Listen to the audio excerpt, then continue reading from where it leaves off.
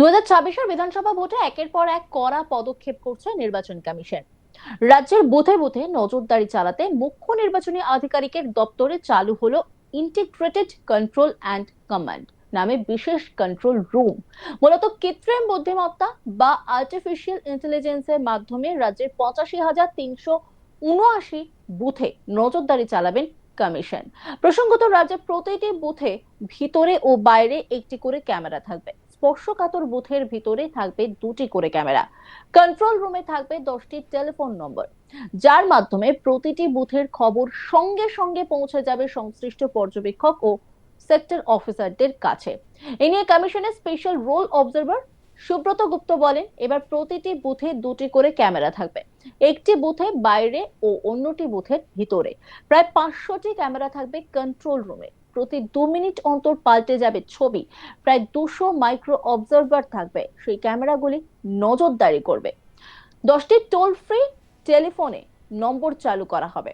যদি কোনো বুথ থেকে কোনো অভিযোগ আসে, সঙ্গে সঙ্গে সেখানে ভিডিও, ছবি যাচাই করে দেখা হবে। সুব্রত গুপ্ত, স্পেশাল রোল অবজারভার, তিনি কি বলছেন শোনাব আপনাদের।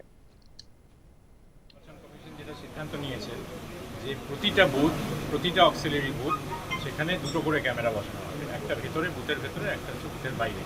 বুথের বাইরে যে ক্যামেরা থাকবে সেটা যে লাইন আছে সেই লাইনটা দেখবে কীরকম কোনো অসুবিধা হচ্ছে কিনা, কোনো রকম গণ্ডগোল হচ্ছে কিনা ইত্যাদি, তার উপর নজর দেওয়া হবে। বুথের ভেতরে যে ক্যামেরা থাকবে সেটা বুথের ভেতরে পোলিং এজেন্ট, পোলিং স্টাফ এবং ভোটিং কম্পার্টমেন্টের বাইরে থেকে ছবিটা তুলবে। কোনো রকমভাবে ইভিএমের কোনো ছবি ওঠার কোনো সম্ভাবনাই নেই, এমনভাবে ক্যামেরা সেটিং করা হচ্ছে। এবং লক্ষ্যটা হচ্ছে যে যাতে এখান থেকে, আর এই যে আপনারা কন্ট্রোল রুম দেখছেন, এখানে 72খানা টিভি স্ক্রিনে একসাথে প্রায় 500 বুথের ছবি কন্টিনিউয়াসলি দেখতে পাবেন মাইক্রো অবজারভাররা। তারা এখানে এআই সিস্টেম থাকবে, যাতে কোনো রকম যদি কোনো জিনিস যদি স্বাভাবিক না হয় বুথের মধ্যে, তাহলে এআই এর মাধ্যমে সঙ্গে সঙ্গে জানাবে যে এই বুথটায় সমস্যা হচ্ছে।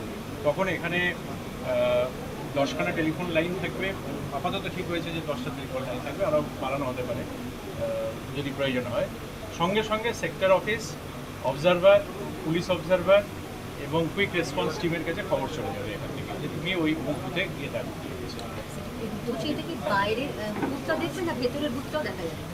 বাইরের প্রতিটা স্ক্রিনে আপনারা দেখছেন এই দুটো করে ক্যামেরা। তো ভেতরের ক্যামেরা, বাইরের ক্যামেরা একসাথে দেখা যাবে।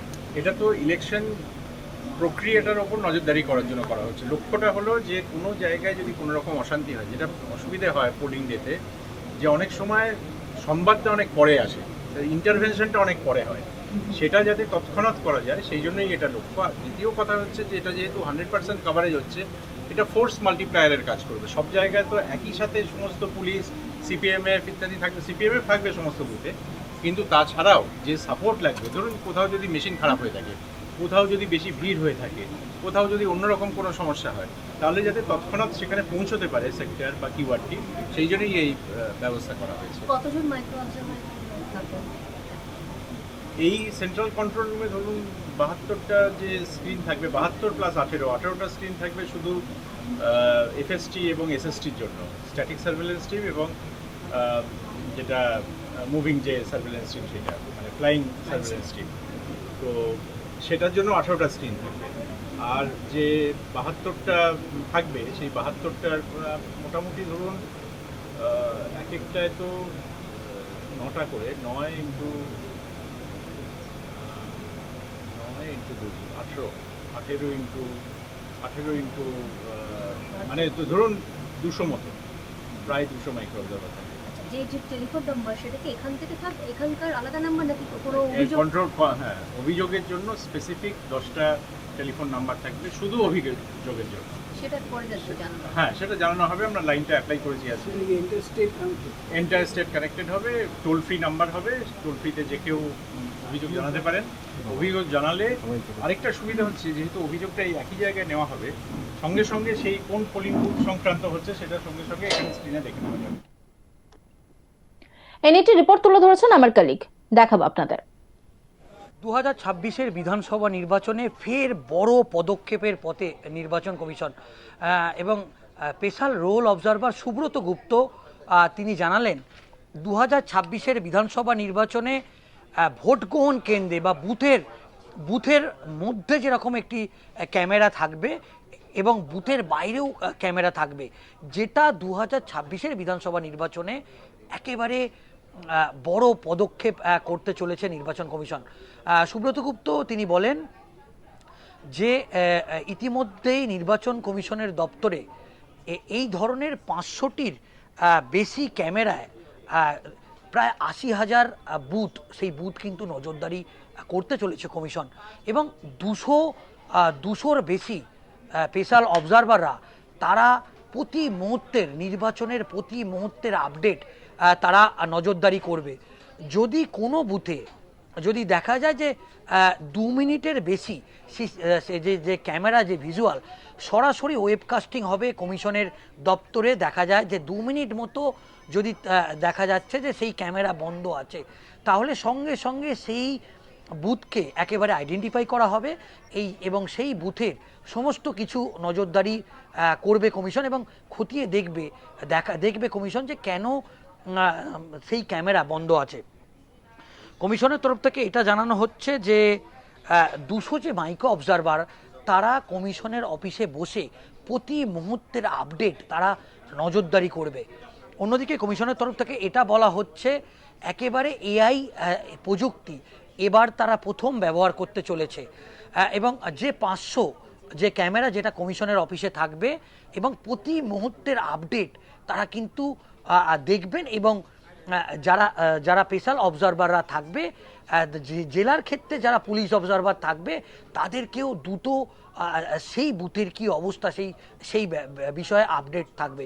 কমিশনের তরফ থেকে এটা বলা হচ্ছে যে 10টি টোল ফ্রি নাম্বার কমিশনের দপ্তরে ইতিমধ্যেই কমিশনের তরফ থেকে সে আবেদন করা হয়েছে। সেই 10টি টোল ফ্রি নাম্বারে যদি কোনো বুথে কোনো বুথ জ্যাম, রিগিং বা ছাপ্পার কোনো অভিযোগ ওঠে, সেটা যখনই কমিশনের এই টোল ফ্রি নাম্বারে যদি কোনো ভোটার যেরকম জানাতে পারবে, ঠিক রাজনৈতিক দলের যারা পোলিং এজেন্ট থাকবে, যারা বুথের এজেন্ট থাকবে বা সেই দলের ডেডিকেটেড যারা রাজনৈতিক কর্মী যারা থাকবে, তারাও কিন্তু সরাসরি এই অভিযোগটা জানাতে পারবে।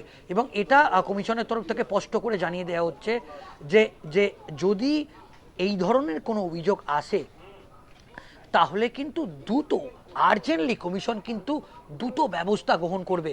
এবং কমিশনের তরফ থেকে এটা জানানো হচ্ছে যে ইন্টিগ্রেটেড কমান্ড বা কন্ট্রোল রুম, যেটা এর আগে এইভাবে নজরদারি এবং বলা যেতে পারে পশ্চিমবঙ্গের যে রাজনৈতিক ইতিহাস যদি আমরা দেখি, এইভাবে নজরদারি কিন্তু এর আগে হয়নি।